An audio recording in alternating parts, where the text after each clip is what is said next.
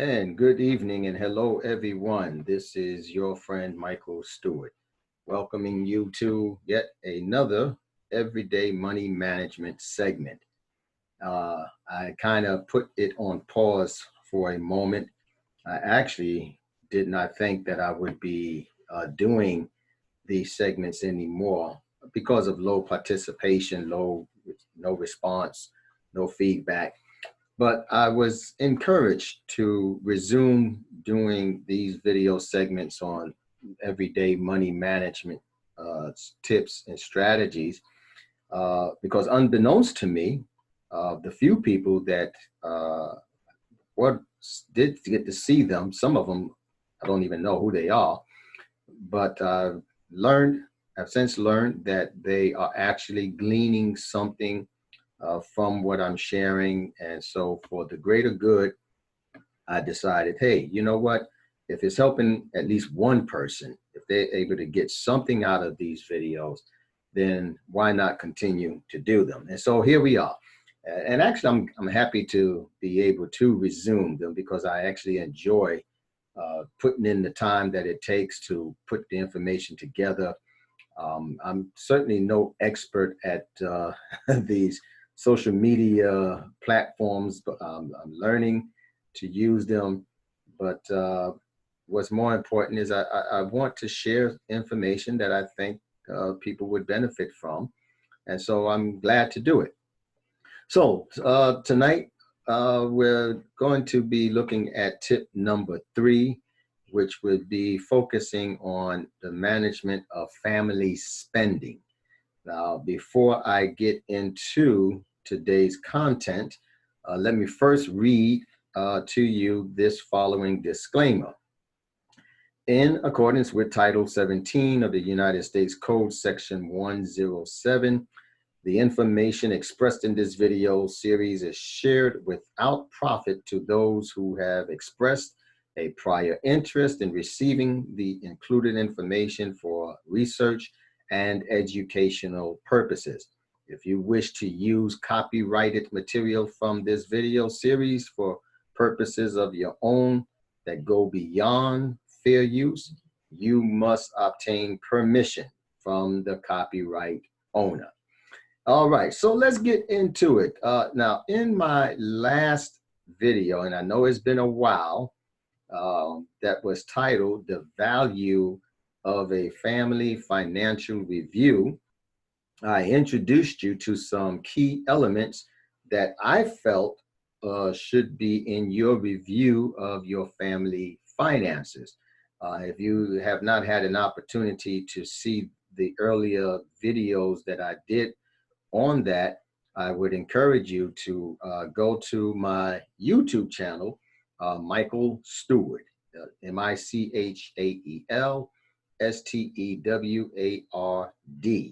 And there you will see, I don't have a whole lot there yet because I'm a newbie, but you'll be able to take a look at the beginning videos leading up to this one. And so that way you can get caught up on the tips that I was sharing.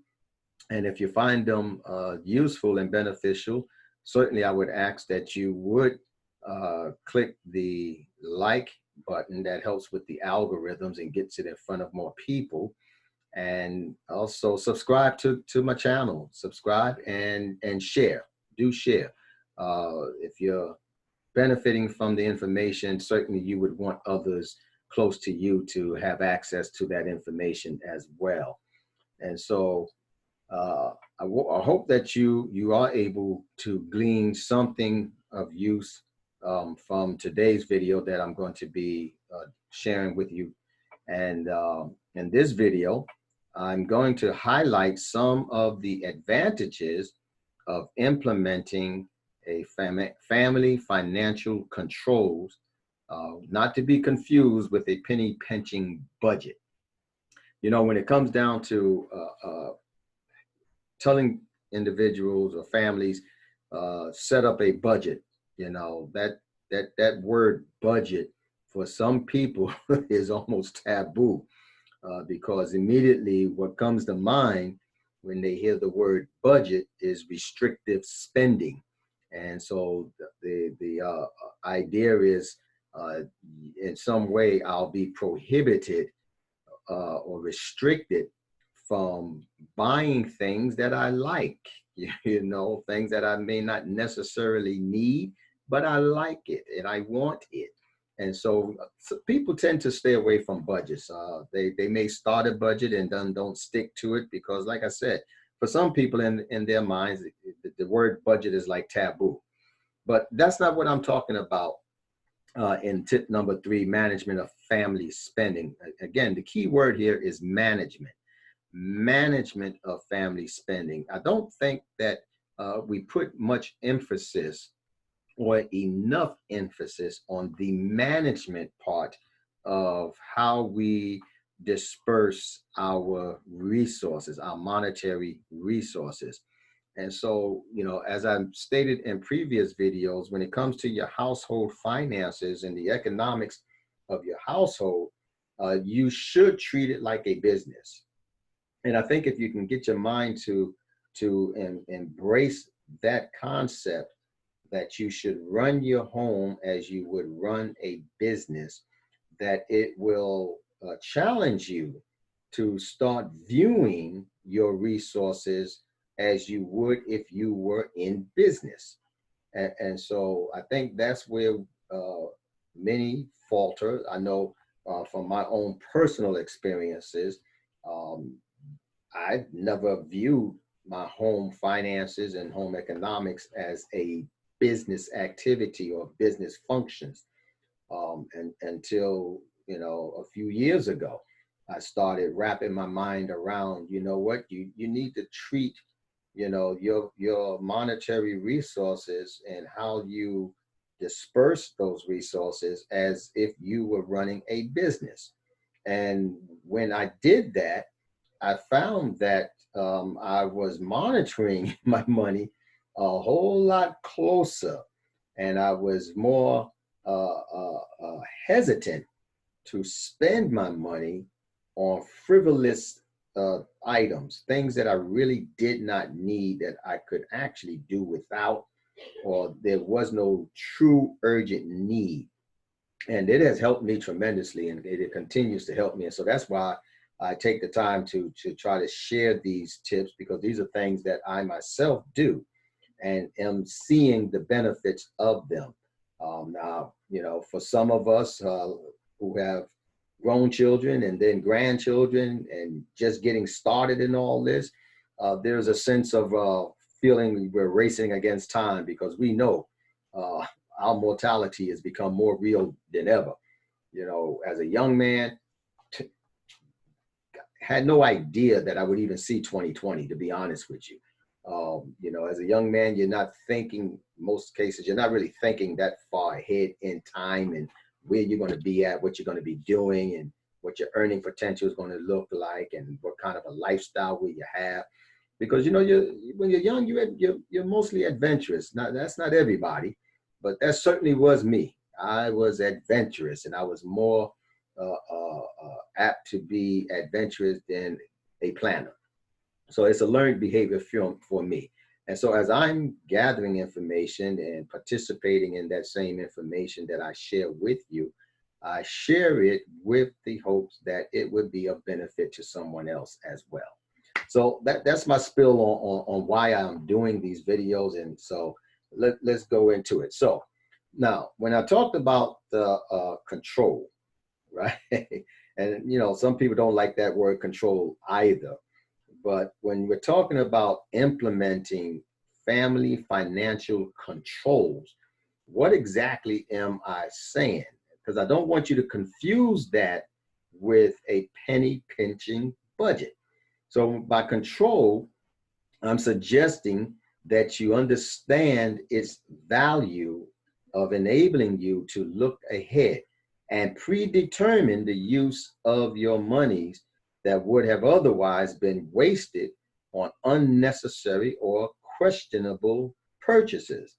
Now, this is not saying that you cannot buy nice things that you like. This is saying that you become a little bit more conscientious about where you are spending your money and on what you are spending your money. And does it line up with your financial goals? And so that's very important. So consider this, if you would. Consider a corporation.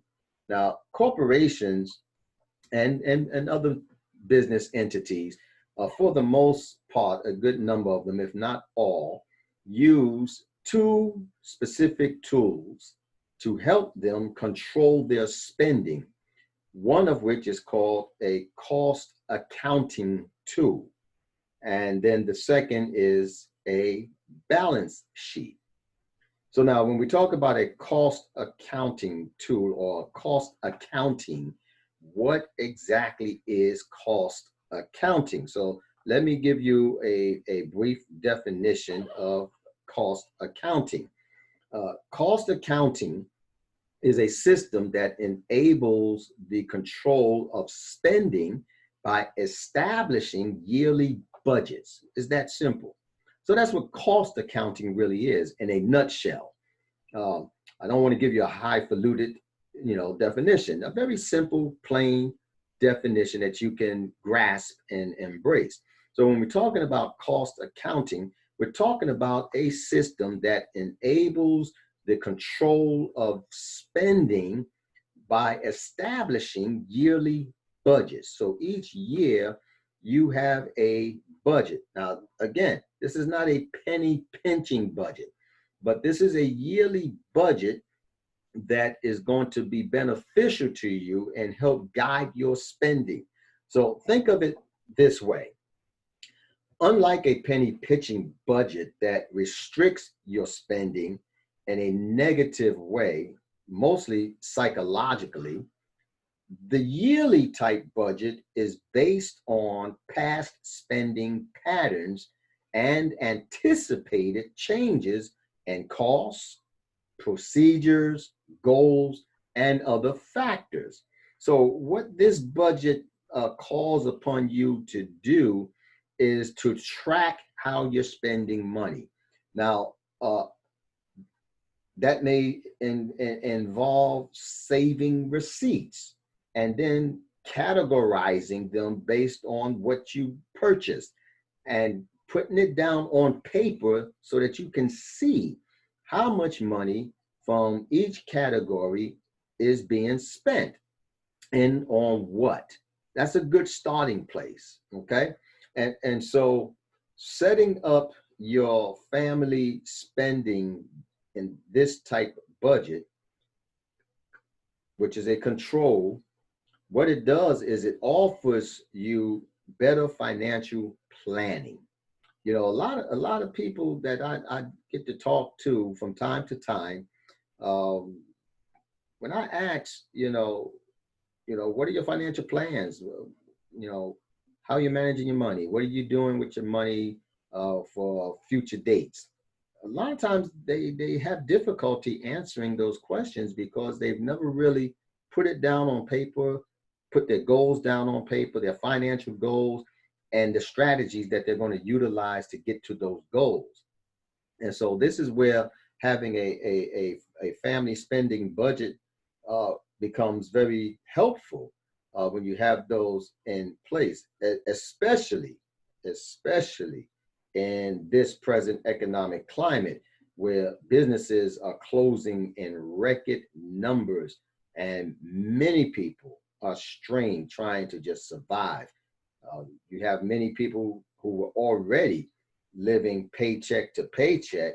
And then, if you were one of those that were directly impacted by COVID-19, where your company that you were working for either reduced the number of employees or closed their doors with no expectations of opening their doors again, and you found yourself trying to draw unemployment insurance, and that's a whole nother fiasco for many people. You still got people to this very day who have applied for unemployment insurance and still have not yet received their first disbursement check. And that's a bad position to be in. And unfortunately, unfortunately, the way things operate today, people are losing their homes to foreclosure because they don't have enough savings to tide them over until this pandemic subsides and we return back to what once was a normalcy for us. Right now, we have a new normal, and it's not very comfortable for many. And people are losing their homes. They're losing their livelihood. They're losing their homes.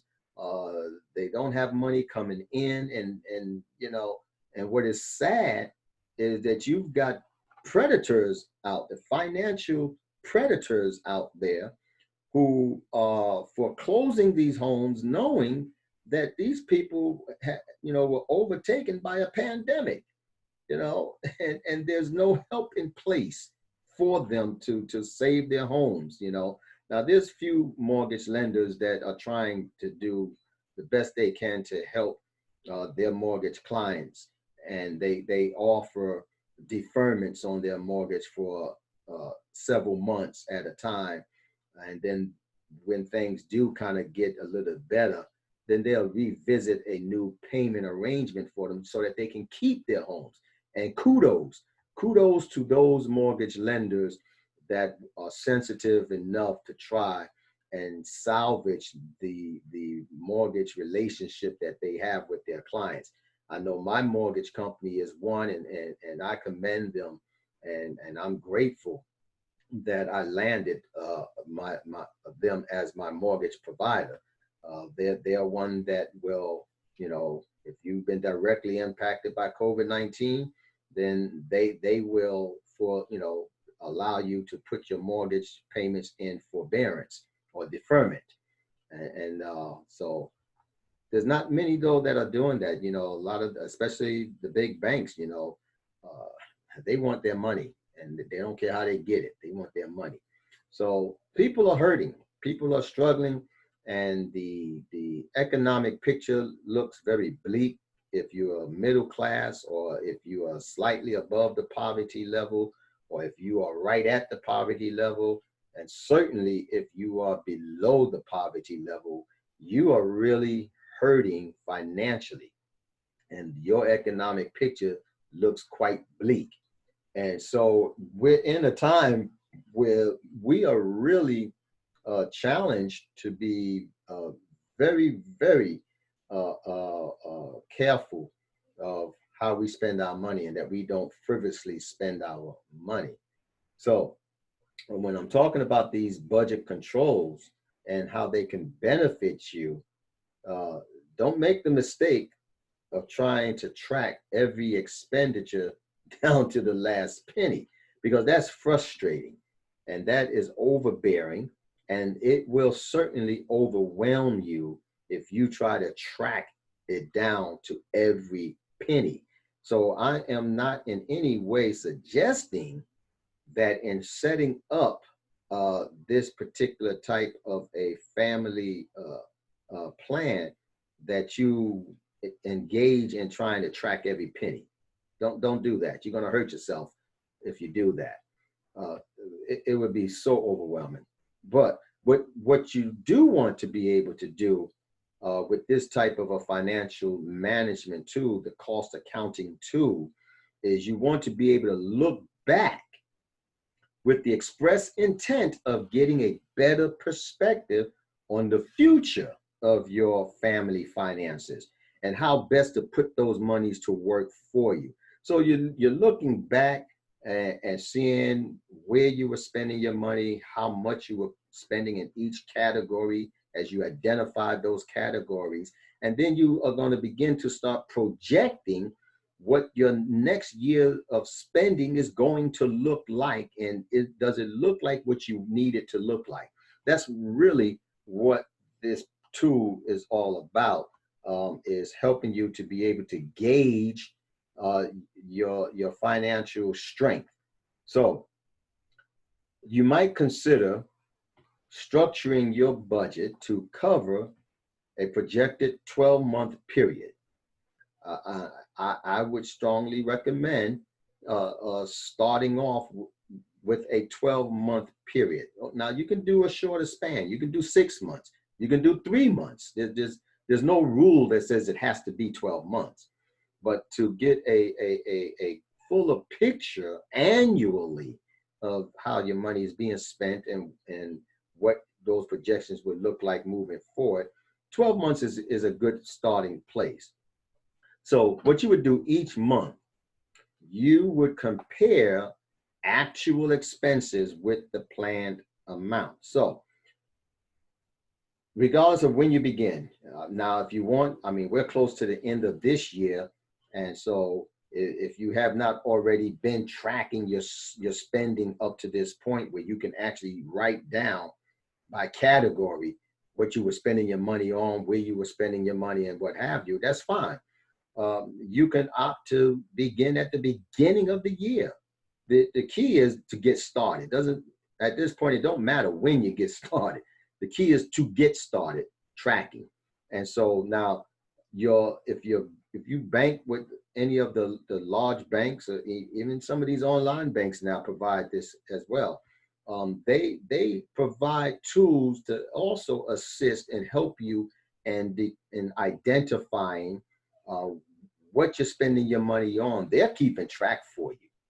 You know, one of the banks that I bank with, I get notifications every month before the month is out, letting me know that I can go in and I can look and see and compare my spending from the previous month and projected spendings for the current month. And that's a very useful tool. It helps me to gauge my spending, and it also helps me to control my spending so that I'm not just buying things that I would like to have and completely forget about my financial goals for the month, you know? So it's very helpful and a very useful tool. And so nowadays, like I said, most big banks and other financial entities offer free online tools to help you better track your spending patterns. And so if you haven't already done so, I encourage you, look into who you bank with, see if those are services that are available to you, and take advantage of it, especially if it's free. Like I said, many of the banks, they're tracking that for you for free, you know, because they want to keep you as a customer. And so if your bank offers that kind of a tool, take advantage of that. You know, that'll take out some of the guesswork and some of the footworks, so to say, and trying to develop it from scratch. You know, now, for example, as I stated, I use one of the banks that I bank with is Bank of America, and they have a spending tool that allows me to view my month-to-month spending patterns. And the tool lets me view what I spent each month by category. It breaks it down for me. And then I can also see a projection of what my end of month disposable monies might look like based on my spending habits. So it gives me the ability to make adjustments on the fly, you know, and I like that, you know. Now using this free tool enables me to make immediate adjustments to my spending pattern that will benefit me in the long run. So if your bank has something like that in place and you've not explored that and it's free, I would encourage you to start looking at it, familiarize yourself with that particular tool, and use it, because it is a good tool if your bank offers it, and if it is in fact free. Now, if your goal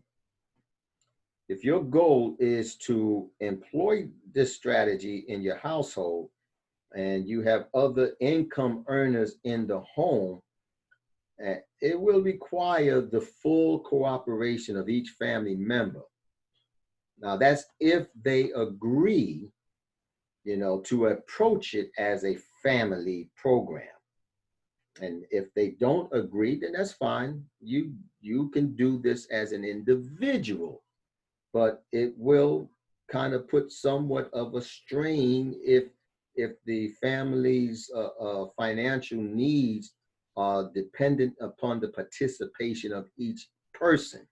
And so that's why if you have other income earners in the household and the expenses are shared expenses, then it would be good for the family to come together and to take a look at the overall financial picture of the household as a single unit. And if you can get all of the income earners of the family in the household on the same page and everyone agrees, then of course you want to strive for full cooperation of each family member. Now, this can be a bit painful, a bit of a painful challenge, depending on how receptive they may be to the idea.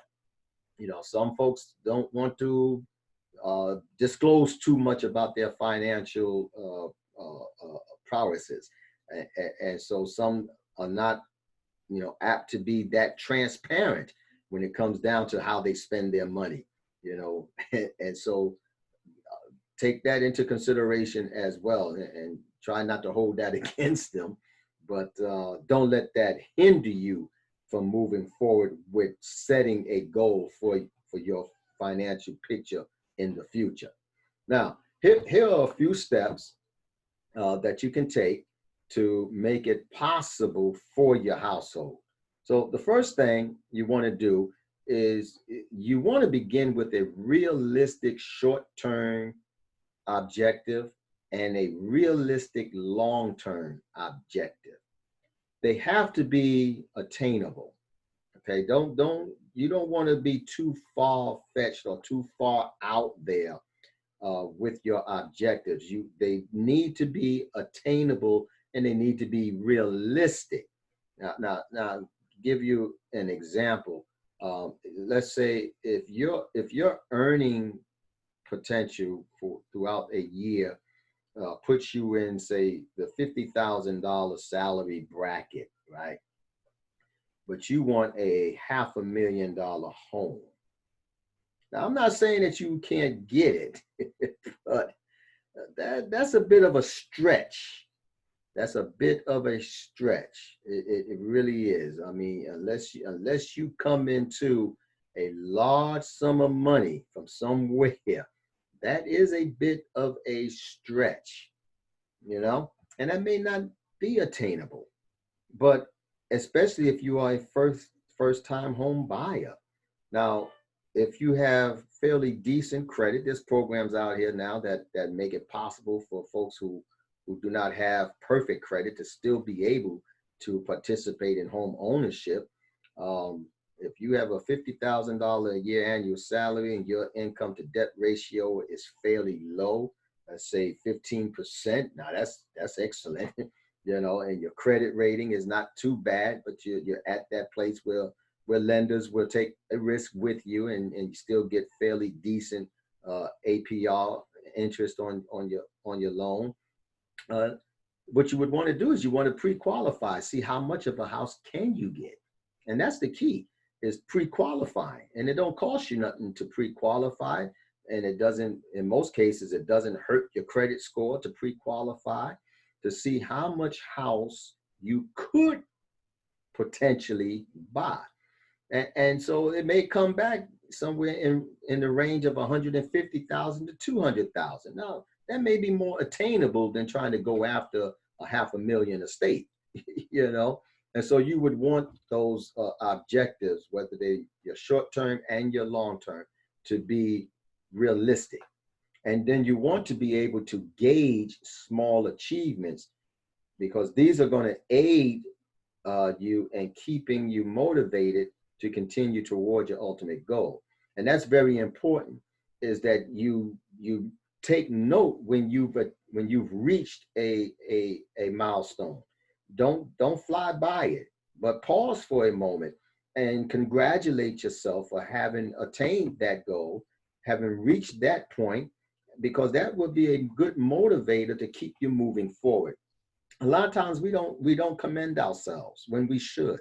When we have set a goal and we find ourselves moving closer to that goal, we're so focused on the goal that we tend to miss those small achievements. And those small achievements all play an intricate part in you reaching that ultimate goal. And so you want to be able to gauge that. You want to be able to clearly identify when you've reached a milestone, no matter how small that milestone. You want to be able to gauge that, and you want to be able to commend yourself when you've reached a milestone. Celebrate yourself for having reached that milestone. There is no harm in congratulating yourself when you have attained to a particular place that you desire to get to. And that'll keep you moving forward. That'll keep you encouraged, and it'll be a motivation for you, because as you know, anything that is worth going after is going to cost you something. It's going to be a little painful. It's going to be frustrating at times. There'll be moments where you feel overwhelmed. There'll be moments when you're uncertain about whether or not you are getting any closer. You're going to have those moments. And so you want to be able to look back at your achievements and say, well, you know what?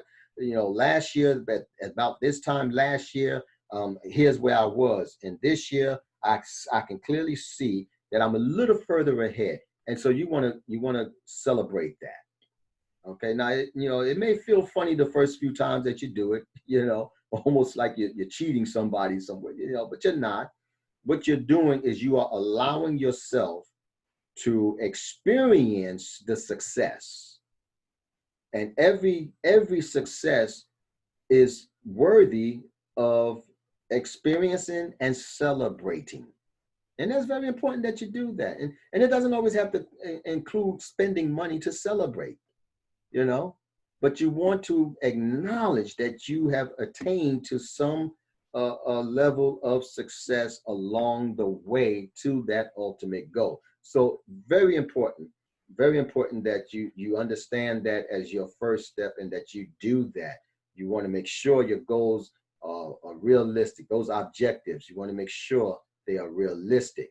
And then second, you want to estimate the amounts to set aside regularly in order to achieve your goals. Again, this is an estimation. This is not actual numbers, but this is your best estimate, because that allows for you to have some wiggle room, as I put it.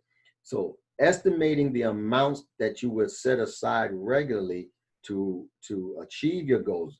Now, this doesn't have to be a large amount, okay? So this is why it's good to be able to look back, see what your spending habits were, where you were spending your money, and start setting a budget for each category. And I'm going to talk a little bit more about that.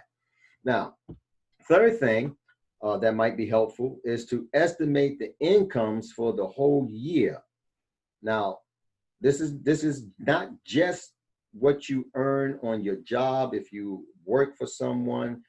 This is not just what you make in your business if you are a business owner, but you want to include any interest on savings that you may have, any stocks or dividends that you may have, pensions that you're building up, money from other sources. See, these are things that are considered to be liquidable, which simply means that if you find yourself in a crunch and you needed some emergency cash, you can liquidate these resources rather quickly. Now, money itself is already liquid, but your other assets that can be liquidified rather quickly, become an asset to you in that regard. So you want to include those figures, those amounts as well. Sometimes the incomes of your household may actually be irregular. There's times where the income will fluctuate. One month you've made more than you did the previous month.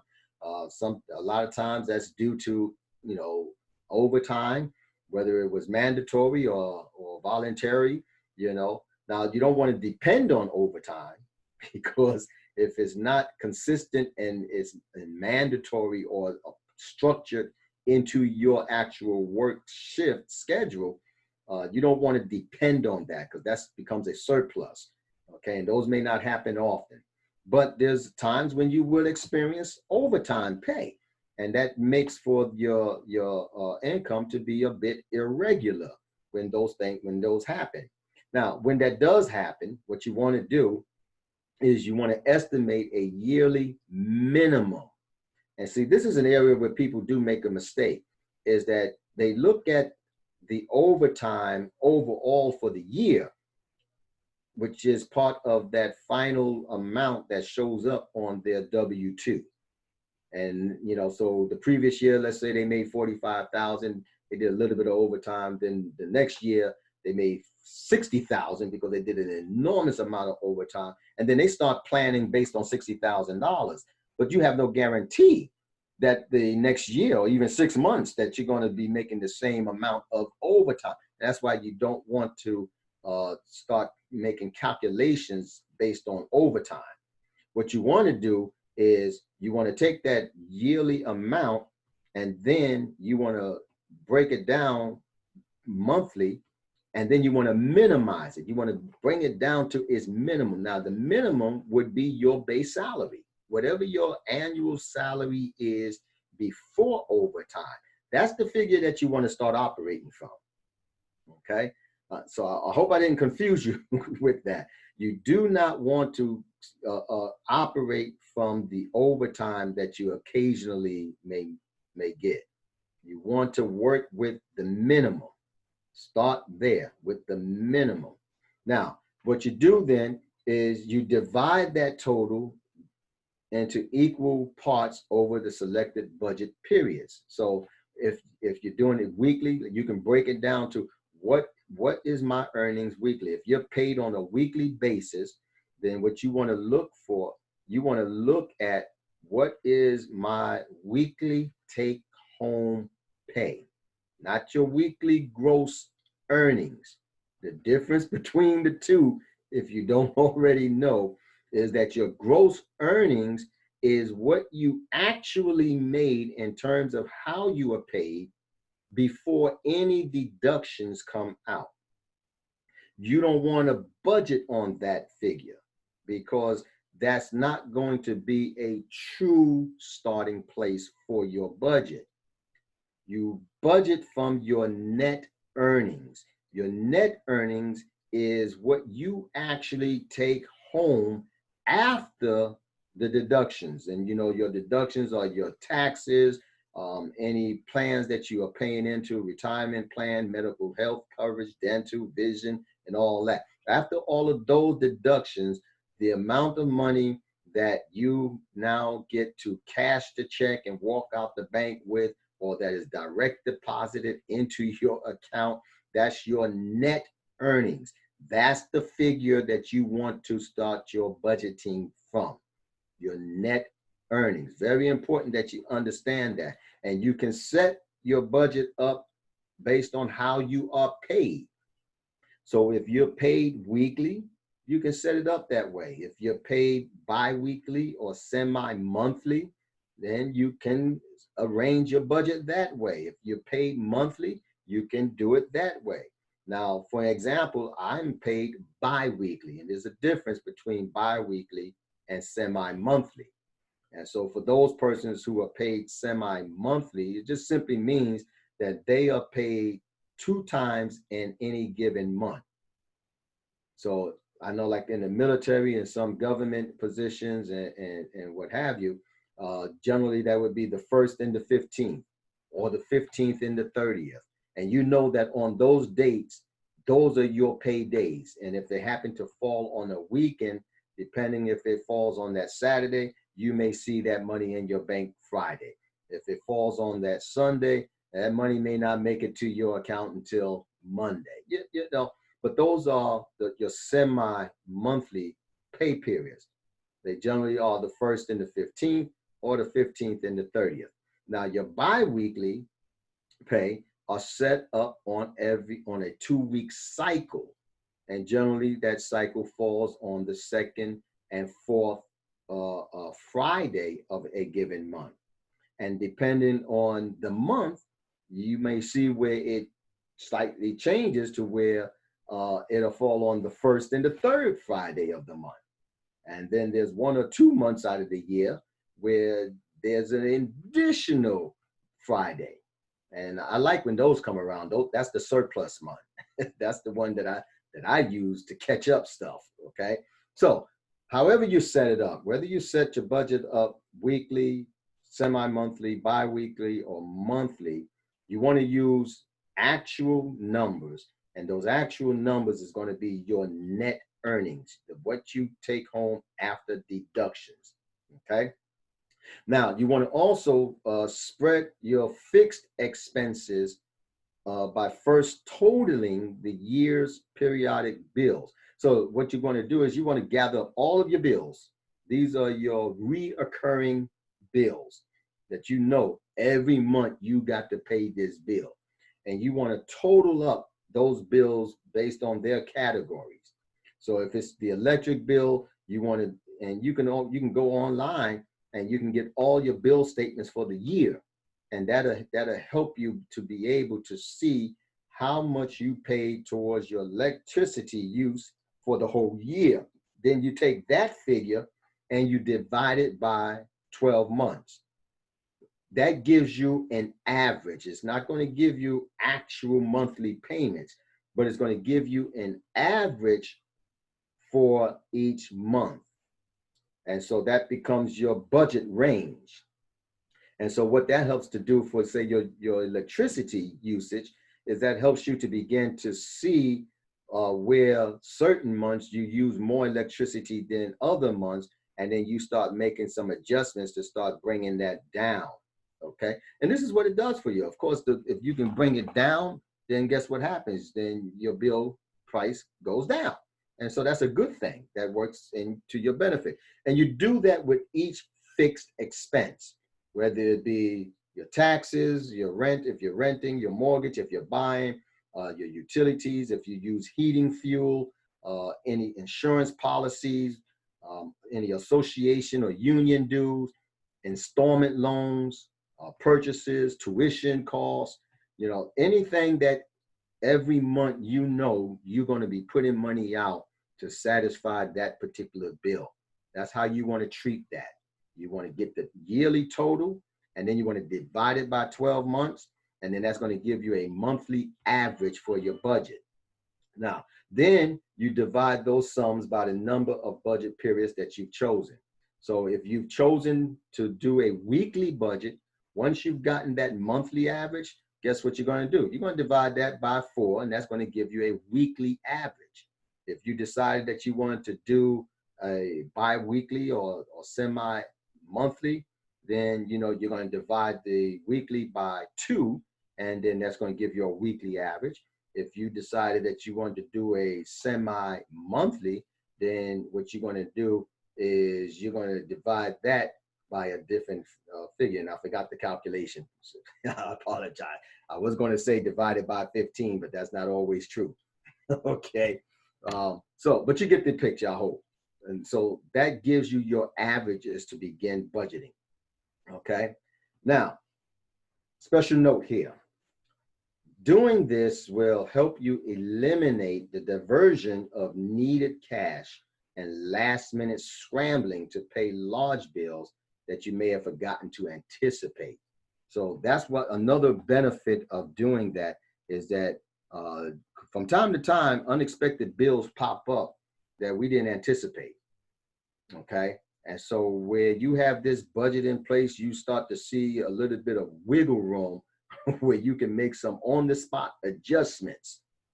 Sometimes you can actually forego a bill to take care of an unexpected bill because you've got a grace period there that you're working with that particular bill, and so these become useful strategies and tools that you can use.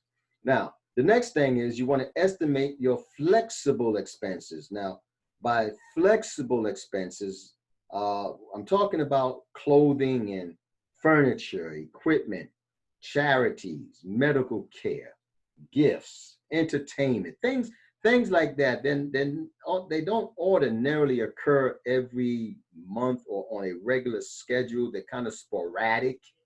Okay. So those are your flexible expenses, but you want to tally those up too. You want to get a working number with those. Don't forget now. Don't forget to factor in any emergency fund to cover any miscalculated guesses on costs. And you want to spread those over the number of budget periods that you've chosen as well. Okay, so you treat it the same way. The next thing you want to do or consider doing is you want to estimate your regular living expenses. You want to estimate those. It'd be too daunting of a task to try to pin it down to actual numbers, because these are areas that too can fluctuate. So you want to estimate. You want to estimate your personal allowances, what your food bill looks like, your household supplies, any help if you have hired help that comes in from time to time, laundry, if even if you got laundry capabilities within your residence, yet you got to buy detergent and softener and all that stuff, so you want to estimate those costs. Dry cleaning, automobile maintenance, and anything else that is sporadic, but it is an expense. Okay. Transportation, if you subscribe to any newspapers or magazines, time to time postage, entertainment, going out and enjoying yourself. So you want to estimate those. Okay. It's not necessary or vitally important that you have actual numbers, but you do want to at least estimate, those in your budget, for each category. Now, for these, you want to get a reliable estimate by recording actual expenses for several weeks or longer. So if you want to get as close to actual as you can, now remember that those numbers are not consistent. That's why you're estimating, because they fluctuate, because those activities are somewhat sporadic, okay? But if you start tracking them, right, and jotting them down, you have a good idea, because in most cases they don't go up and down by too large of a margin. Most cases, all depends on the individual. Okay. Now the next thing is you want to include a plan to pay any old bills. So you want to factor this in. This is important, because these are the ones that when they sneak up on you, they tend to hurt financially. So you want to include a plan to pay any old bills. Now, this is loans from friends. And, I have a rule of thumb. I don't loan money to friends. Not if I value the friendship. Money can destroy a friendship. And so that's a rule that I live by. If we're friends and you are in need of money, then I'm going to see if I can find enough disposable money available in my budget that I can give that to you. Now, if you promise to pay it back, I'm going to hold you to that. I'm going to hold you to that. And this is where problems can come in. But I'm not a hound dog. So, and I've got some friends that, that came in need, and I took a look at what I had, and I just sent it to them. And I didn't put any time constraints on their promise to pay it back. I just, hey, if they pay it back, good. If they don't pay it back, well, it was a gift. That's how I approach that. It's different with each person, but you want to make sure that that's part of your plan, whether it's friends or family members. And then also you want to make sure that you're including any installment debts where possible. These should be spread over future budget periods until they are paid. So that's something that you want to monitor closely, because they do have a tendency of creeping up on you if you're not paying attention to them, especially late fees and compounded interest on the unpaid balance. And so, some loans, they will set your payment arrangements up on a minimum amount, but they don't tell you, most of them won't, they don't tell you that minimum amount only covers the interest that accrues on the unpaid principal balance. So you're thinking that when you make that payment, that the principal is going down significantly, when in all reality, what's happening is the majority, if not all of that payment is going to the accrued interest, and the principal is not being touched. And so you're in this vicious cycle of ever paying the principal, paying the interest, correction. You're in this vicious cycle of always paying the interest and never touching the principal because you're paying the minimum that they will accept. So, and this is where they make their money. So they're not going to just come right out and tell you this until you catch wind that, wait a minute, hold up. Now, I've been made 2 years of payments, and the principal don't seem to be moving at all. Or if it does move, it moves maybe $5 or $15.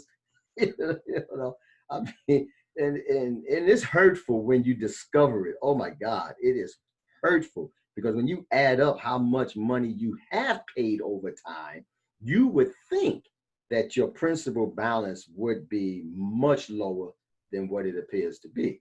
So, and that you want to make sure that you are on top of that.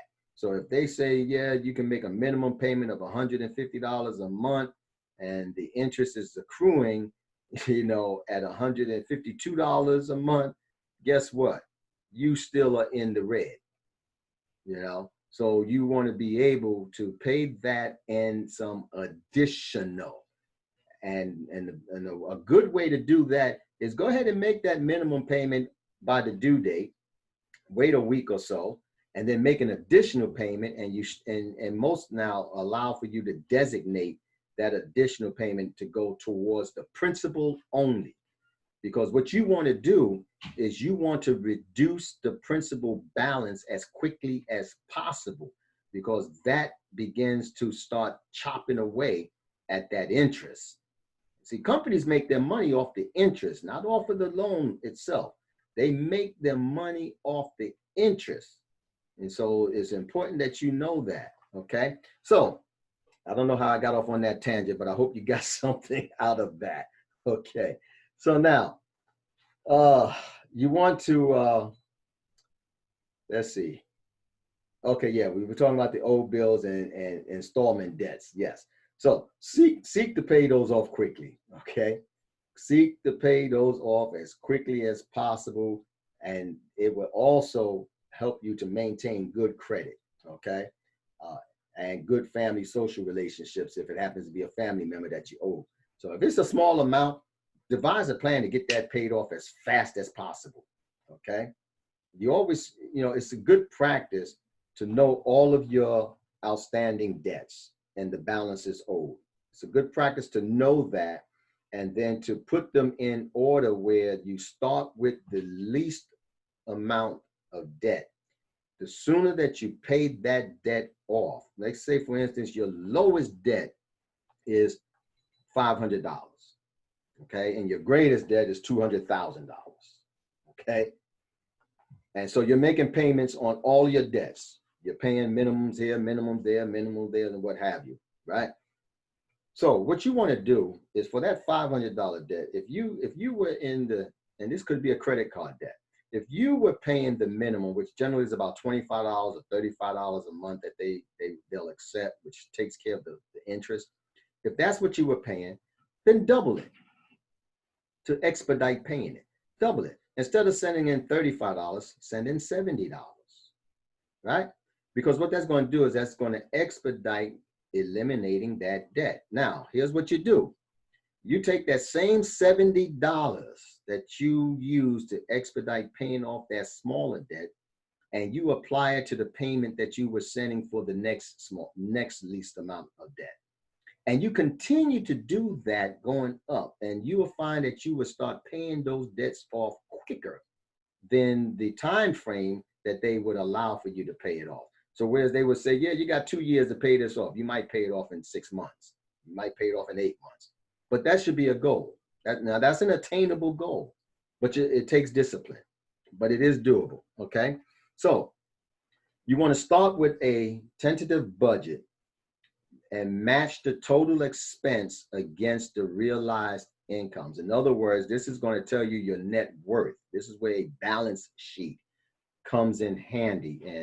And if you are interested, if you don't know how to, set up a balance sheet and you're interested, then in the comment section, just put in there interested in balance sheet, and I will get back with you with some information on how to structure a balance sheet. And I'm gonna try and keep it as simple as possible so that it's not complicated.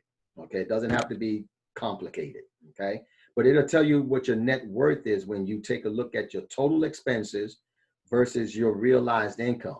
Now, your realized income, again, like I said, your realized income is your take-home pay, what you are actually working with to pay your recurring expenses and any other expenses that you incur. Okay, and then whatever is left over, if there's anything left over, that is your disposable income. This is after you have satisfied everything and you have a little bit left over. That's your disposable income. That also is communicated as your net worth after you have taken a look at what your income is, your total expenses. You subtract your expenses from your working income, and whatever is left over is your net worth. Now, that figure could also be a negative figure, which simply means that your net worth is in the negative. That means you have no money left over. You still owe some money somewhere. Okay, that's what that means. So this is where a balance sheet becomes a very useful tool to help you begin to see more specifically the areas where you will need to make some adjustments so that you can increase your net worth. Okay, now if you're up for the challenge, of going through these steps or something similar to what I've shared with you, you may very well see an occasional surplus of income over expenses, and that's a good thing. If you start seeing a surplus, because now with that surplus, you can start expediting paying off some other larger bills. Okay, and so you want to treat these as a savings. This is not just because it's a surplus don't mean you run out and you splurge. No, no, no. Discipline yourself. Where you have a surplus, treat it as a savings toward meeting your future goals. Don't spend your surplus if at all possible. If you can avoid spending it, put it into a financial vehicle where it will produce more money for you. Okay, and if it's not enough the first time you see a surplus, let it accumulate. That's why I say treat it like a savings. Find, and there's banks now that offer savings accounts with interest rates that are better than these CDs. You know, certificates of deposits, and most traditional bank savings accounts interest is little to nothing, literally little to nothing. Okay, so if you can put it into something where the interest is pretty decent, and then let that accumulate, and then put that into either a mutual fund, or if you've got enough accumulated, put it into an annuity, an interest-bearing annuity.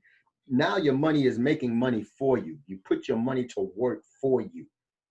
Okay, and you let that build up, and so then you begin to use a portion of that, not all of it, but you can begin to use a portion of that to start expediting paying off some other high debts. Okay, so there may be times where you'll see that surplus, but then there may be times when that surplus is tiny, or you may actually see a deficit occasionally. So use both as a gauge to identify where you can trim some expenses. Okay, those become useful tools in identifying places that you can trim some of your expenses. Now, don't dismiss the possibility that you may need to temporarily seek additional work to increase your income. Don't dismiss that possibility.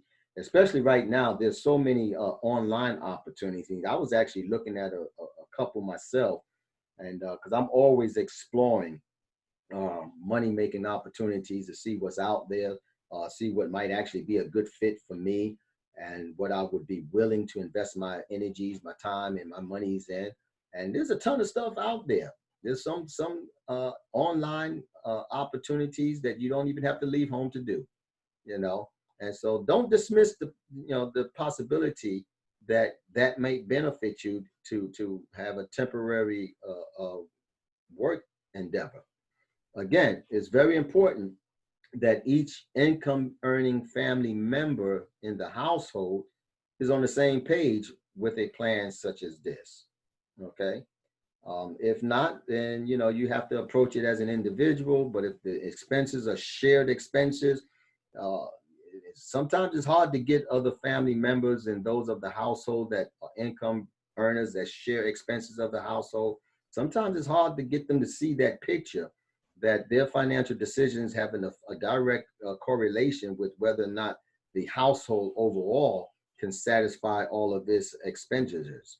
And so whatever efforts is needed to try to get everybody on page, uh, that would be a plus. Now, if you can reach a true consensus from household family members, it makes it that much more probable that they can help also in developing cost cutting or income producing ideas, because now you've got more brain power coming to the table and exploring possibilities. Now, if there are small children in the household and you have hired servants that come in, excuse me, not servants, you have hired help that comes in and does certain things in the household, you may want to consider giving some of those things to your children as a chore. You'll save money by doing that. Okay, now you don't have to, but it's a consideration. It makes it more probable that they could actually help in developing cost cutting or income producing ideas. Okay, if there's small children, they could be a valuable help by taking on certain chores that you may have paid someone to do. So don't rule that out. Don't rule out the probability of trimming some fixed expenses, even if only temporarily. So don't rule that out either. Now, here's the bottom line. I'm getting ready to wrap up. I think I was longer than I wanted to be. Here's the bottom line. After you've established your cost accounting system, don't treat it as a rigid plan. Don't do that. You will mentally hurt yourself if you treat it as a rigid plan. Stay flexible. This allows for changes as the need arises. Financial status, family size, individual attitudes, interests. Sometimes these things change with time. This is why you want your cost-cutting accounting system to be flexible, okay? And even more important, you want to be flexible as well. You want to be able to adjust when it calls for an adjustment, and you want to be mentally conditioned and prepared to do so. You don't want to have to go through a consumption of emotions, when it comes time to make some adjustments. You want to already have the mindset that understands that flexibility is a good thing, and it will allow for me to maneuver when I need to maneuver, as I will need to maneuver with little strain. The other ingredient to the strategy is your balance sheet. Now, I mentioned that previously. So if you would like information on how to generate a balance sheet, simply in the comments, like I said, put interested balance sheet, and I will get some information out to you. Now, it's an excellent tool to show your net worth, the value of all your assets minus your liabilities. Your liabilities are where your money goes out to satisfy some form of a debt, and your assets is what you get to keep, what is actually yours. In simple, plain understanding. The balance sheet is also a great tool for doing yearly side-by-side comparisons to mark your family's economic progress. So you can take a look at your balance sheets and see whether or not you are actually progressing or if you are regressing. Okay, and then you'll be able to identify areas where, okay, I need to put a little more concentration in this category and start trimming a little bit more here. Okay. Now, most economists and financial planners would agree that a satisfactory rate of growth is not necessarily enough. Okay, let me say that again. Most economists and financial planners would agree that a satisfactory rate of growth is not necessarily enough. So where you may see growth, that is not necessarily the end all. Okay, be certain that growth in any specific asset is applicable to your overall goals and your ability to achieve them. So that's very important, that you make sure that your goals are clear, they're attainable, they're understandable, and you have the means by which to achieve them. So if you're unfamiliar with using a balance sheet, consider this. If you can also reach out to your bank, because they use balance sheets on a regular. See if they are willing to give you a few blank forms for your personal use, and you can create a template from them, and that way you'll have it at your disposal as often as you need it. Or you can actually go online, and you can Google balance sheet templates, and you'll get thousands of examples to choose from to download and use. Now, sometimes that can be a bit intimidating because there's so much to choose from, and then after a while, you don't know what you're looking at. You don't know which one is applicable for your particular endeavor, and so that's where, again, I am willing to share a simplified balance sheet that works well for a household financial plan, to make it a little easy for you. So if you would like that, in the comment section, just put down interested balance sheet, and I'll get that out to you. So I hope you found this information useful. If you did, don't forget to click the like if you are actually viewing this video on my Facebook channel page, or if you are viewing it on my YouTube channel, click the thumbs up button, and please do share this video. Share it with family, share it with friends. Let others have access to this information. It may actually be beneficial to them as well.